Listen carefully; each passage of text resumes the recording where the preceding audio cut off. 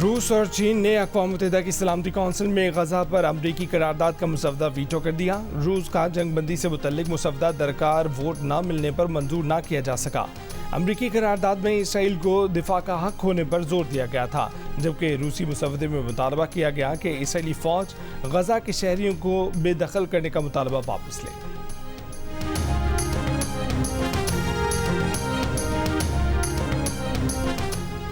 Israel की गज़ा पर बेदरेग बमबारी, एक ही रोज़ में 800 फ़लस्तीनी शहीद, मजमूई तादाद 6600 हो गई, 19,000 से ज़ायद ज़ख्मी, जान बहक अफराद में 2500 से ज़ायद बच्चे शामिल। अल जज़ीरा टीवी के ब्यूरो चीफ वायल के घर पर भी तैयारों से बमबारी, सहाफ़ी की बीवी, बेटी और बेटा शहीद, मलबे में दीगर अहले खाना की तलाश जारी। इसराइली वज़ीर आज़म की गज़ा का शिमाली इलाका खाली कराने की धमकी, मशरिक़ वस्ता में अमरीकी फ़ौज की मज़ीद तैनाती तक ज़मीनी ऑपरेशन मुलतवी। अमरीकी सदर कहते हैं कि इसराइल को दिफा का हक़ है, मगर गज़ा में बेगुनाह फ़लस्तीनियों को भी तहफ़्फ़ुज़ दिया जाए।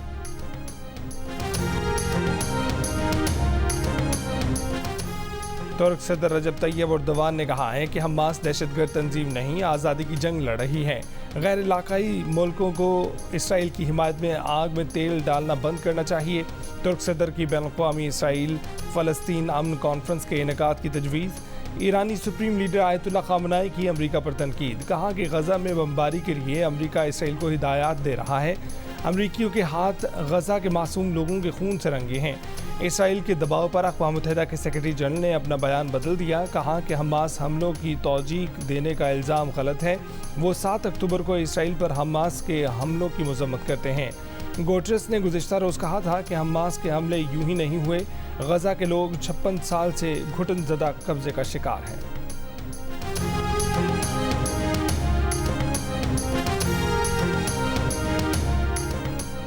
कोई डील हुई ना, डील पर यकीन रखते हैं। रहनुमा नून लीग इसहाक़ का कहना है कि नवाज शरीफ इक़्तिदार में आए तो बयानिया मुफाहमत का ही होगा। नवाज शरीफ ने कहा है कि वो इंतकाम की सियासत नहीं करेंगे। कहा कि आने वाले वक्त में नवाज शरीफ और आसिफ जरदारी की मुलाकात होगी। ज़ाती ख्वाहिश है कि तमाम अहम सियासी जमातों को मिलकर हुकूमत बनानी चाहिए।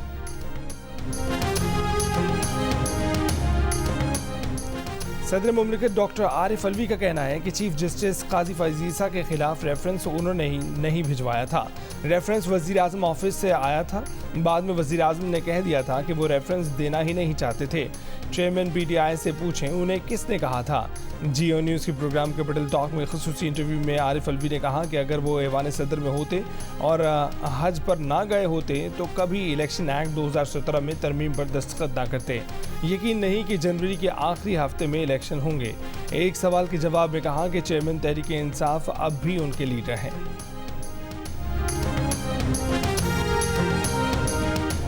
शफाफ इंतख़ाबात और अवामी मैंडेट की ज़रूरत पर सदर मुमलिकत की गुफ्तगू खुशाइंद है। सदर का इंटरव्यू मुल्की हालात का एक बेलाग मगर जामे जायज़ा है। रियासत सदर मुमलिकत की गुफ्तगू की रोशनी में बहरानों के हल की बामायनी तदबीर करे।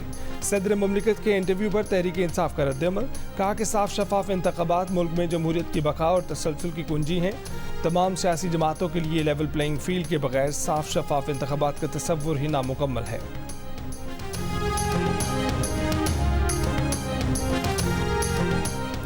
सरगोदा में कुव्वते गोयाई और समाज से महरूम लड़की से मुबैना ज़्यादती, मुकदमा दर्ज, ज़मींदार गिरफ्तार। पुलिस के मुताबिक मुतासर लड़की का मेडिकल भी करवा लिया गया है। PTI के सदर परवेज़ इलाही को एंटी करप्शन हेडक्वार्टर लाहौर मुंतकिल कर दिया गया है। एंटी करप्शन हुकाम के मुताबिक परवेज़ इलाही को आज जिस्मानी रिमांड के लिए अदालत में पेश किया जाएगा। सदर PTI को अडयाला जेल रावलपिंडी से लाहौर लाया गया।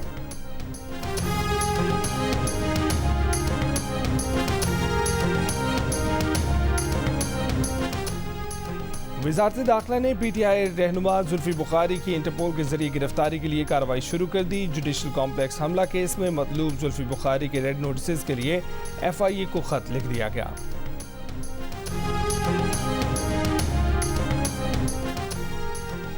नाइक सैफ अली जंजुआ शहीद, निशान हैदर का 75वां यौम शहादत। Chairman joint chiefs of staff committee services chiefs का नाइक सैफ अली जंजुआ शहीद निशान हैदर को खिराज अकीदत। नाइक सैफ अली जंजुआ ने 1948 की कश्मीर जंग में पहाड़ी का दिफा किया था।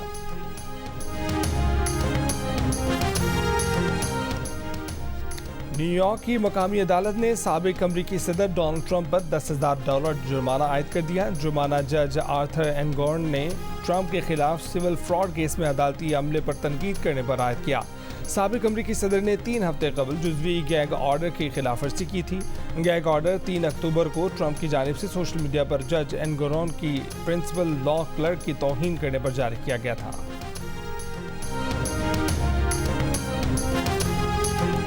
کرکٹ ورلڈ کپ میں آسٹریلیا کی تاریخی فتح، نیدرلینڈز کو راؤنڈ ڈالا، رنز کے اعتبار سے سب سے بڑے مارجن سے شکست دے دی، 309 رن سے ہرا دیا۔